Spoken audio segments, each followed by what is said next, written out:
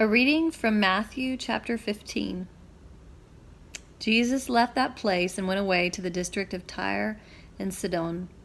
Just then a Canaanite woman from that region came out and started shouting, "Have mercy on me, Lord, Son of David. My daughter is tormented by a demon." But he did not answer her at all, and his disciples came and urged him, saying, "Send her away, for she keeps shouting after us." He answered, "I was sent only to the lost sheep of the house of Israel." But she came and knelt before him, saying, "Lord, help me." He answered, "It is not fair to take the children's food and throw it to the dogs." She said, "Yes, Lord, yet even the dogs eat the crumbs that fall from their master's table." Then Jesus answered her, "Woman, great is your faith. Let it be done for you as you wish." And her daughter was healed instantly. This is the word of the Lord.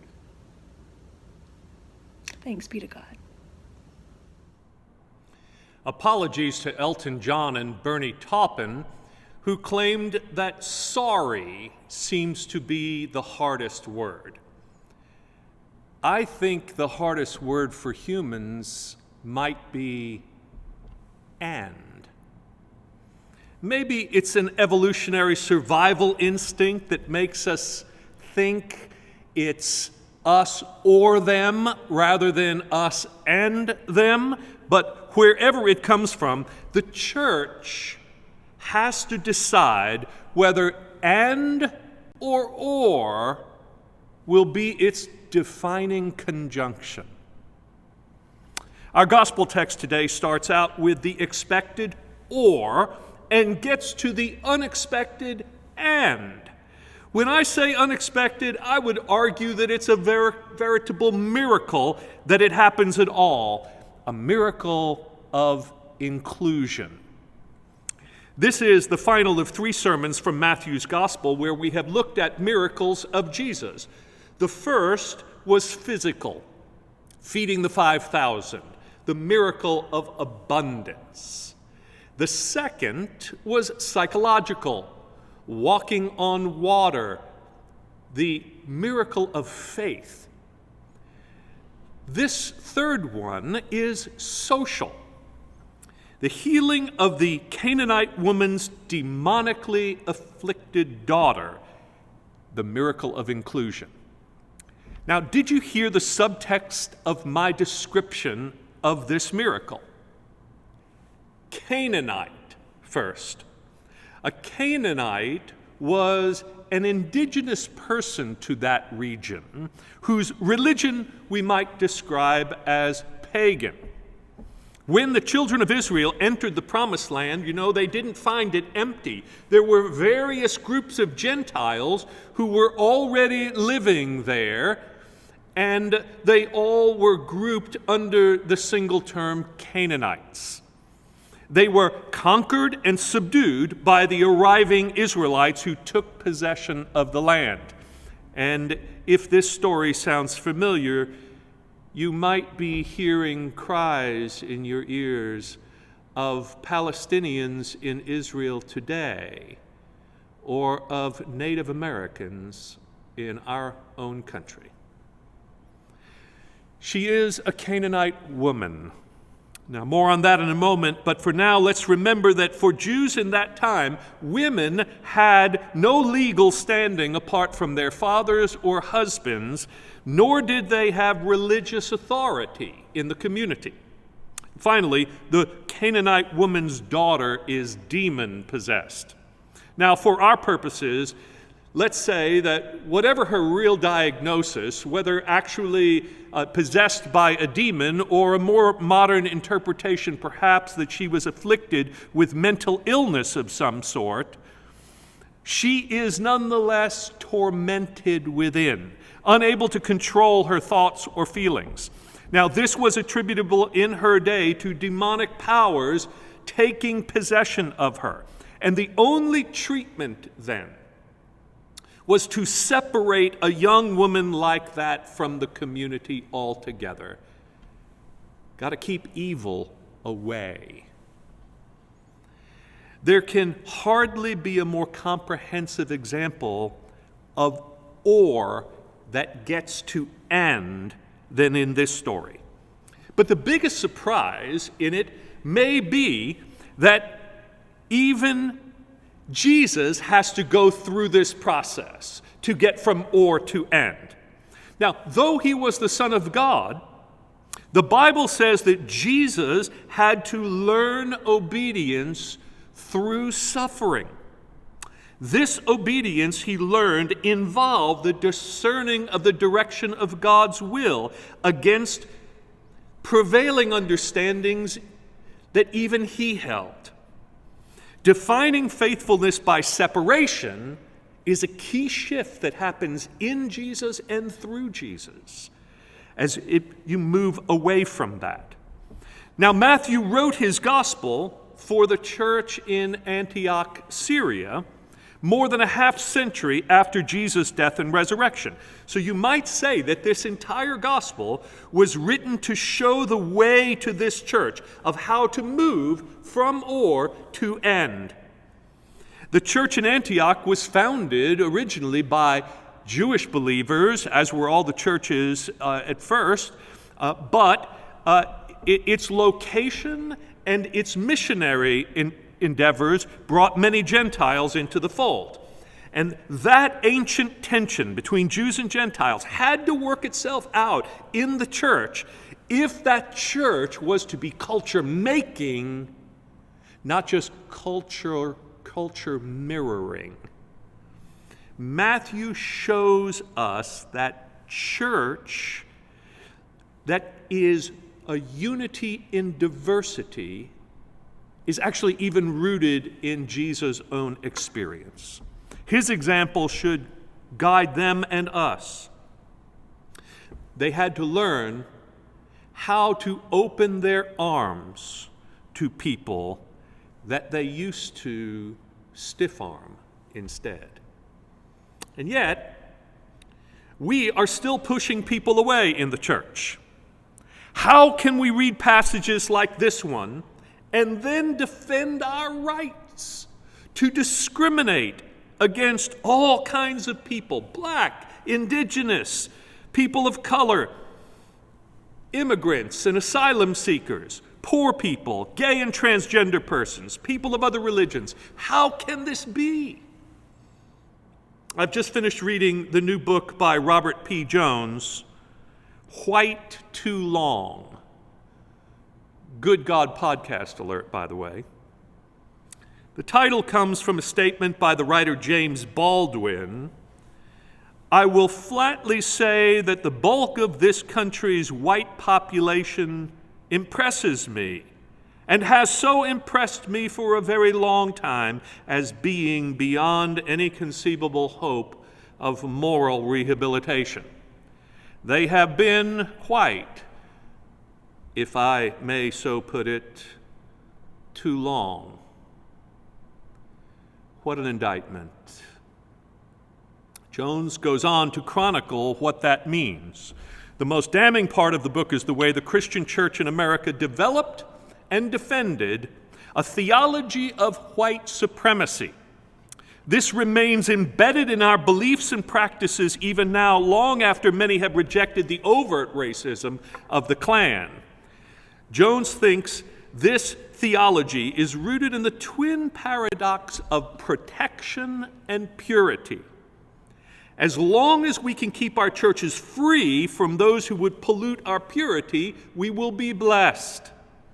But once that becomes your mission, instead of extending the profligate grace of God to others who seem different from you in a myriad of ways, you get trapped in a cramped room that leaves little room even for God. The Protestant reformer Martin Luther once talked about how hard it is for us to live up to and into our true identity as Christians. He noted that the Apostle Paul talks about how the old man of sin must die in baptism in order for the new man of righteousness to be born. And yet, Luther said that instead of drowning in the waters of baptism, the old man turns out to be quite the swimmer. In other words, we're never finished with this work of becoming what God is calling us to become, both individually and as a church. So let's see how it happened for Jesus. Jesus has just finished talking to the group called the Pharisees, telling them that it's not external things or people that defile them, but things internal. All sin moves from the heart and then outward, he is saying. And then Jesus leaves on retreat. He goes to the region of Tyre and Sidon, which is located near the Mediterranean Sea, deeply in heavy Gentile country. It's almost as if he'd had all he could handle about debates with his own people and figured maybe he could get some peace with the pagans. But there's nowhere to run anywhere on the planet from God's relentless and roaming spirit. So a Canaanite woman comes out shouting at Jesus, "Have mercy on me, Lord, Son of David. My daughter is tormented by a demon." The gauntlet is laid. A woman of another faith rightly identifies him, even if she doesn't fully understand all of what she has said. As one commentator puts it, her address soars up to heaven, her request goes down to hell. In one great cry, this woman pitted the Davidite against the demons. What will Jesus do? First, nothing. He doesn't answer right away, we are told. He is silent in the face of her desperate pleading. Now, this can seem cruel on the surface, but there is a difference between the silence of indifference and the pause of contemplation. Jesus isn't deaf to this woman. He is listening first. He is taking in what is happening, and it turns out he is allowing her to move him, to make him think, or maybe rethink his mission. If only the church could learn to listen to the cries of the oppressed and the hurting before talking. If only we would consider the questions of a suffering world before offering answers. Then maybe we ourselves would be changed. Maybe we would become part of the solution instead of being complicit with the problem. Well, the disciples want to send her away. Don't we always? I mean, isn't it easier to ignore or silence a loud, suffering person who is disturbing our peace instead of imagining that maybe God is trying to get our attention through her? Then Jesus engages her. And it's almost like he's talking to himself, echoing his previous understanding of his mission. I was sent only to the lost sheep of the house of Israel.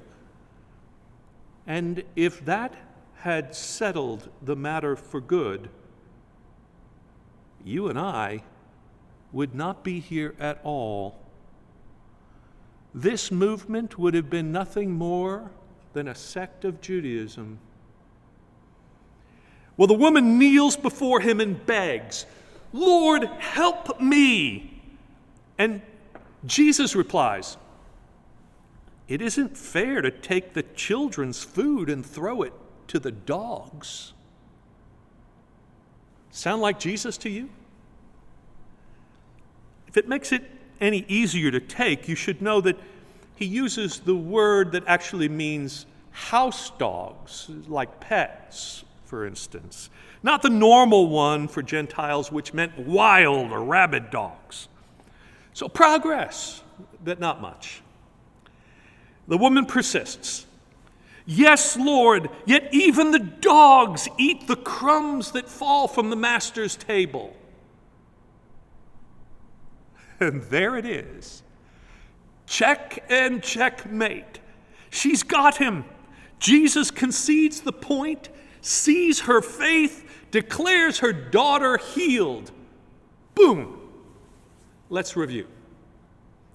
Jesus is supposed to be a know-it-all, don't you know?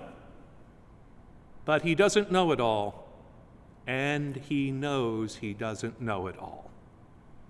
He allows himself to be acted upon and changed by a woman who is in every way possible other to him.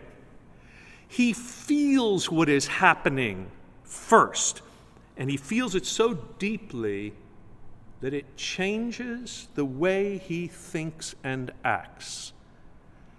And the consequence of this is a miracle of inclusion. You see, it's not just that the woman's daughter is healed of her mental illness or demon possession. It's that all the things now that had been excuses to separate and dismiss people are now gone. No theology of protection and purity will fly any longer once Jesus sends this girl's demon packing. The most discouraging finding in Robbie Jones' work with the Public Religion Research Institute is the strong statistical correlation he found between attitudes of racial prejudice and church attendance. I mean, it seems that the more people go to church, the more likely they are to be or people than and people. Go figure. But if the church has been part of the problem of American othering and excluding, I tell you, it can become part of the solution to it by being converted. Jesus' miracle of inclusion can become ours. We ourselves can become signs of the new creation. Considering the long history of the church's prejudices, I tell you, this won't happen easily. But that's why we call what Jesus does miracles. Amen.